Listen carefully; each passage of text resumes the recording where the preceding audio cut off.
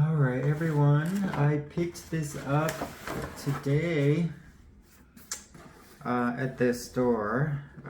It just came in today actually, so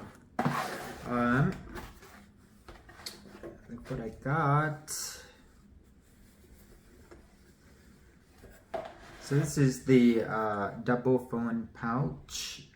It's shadow monogram leather.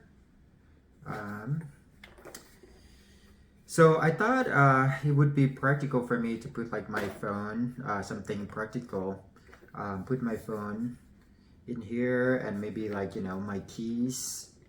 So as you can see, there's like a little pocket here. You can put your phone in there. And then, super simple. The inside doesn't have any pockets, just kind of, you know, one big pocket, so you can put like your keys, your mask, or your glasses in here.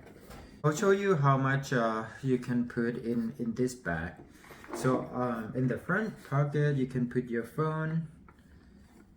This is an iPhone Max, so you can put it in the front pocket.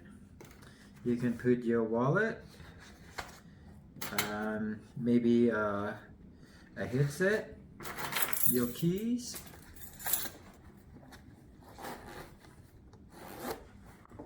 that still fits.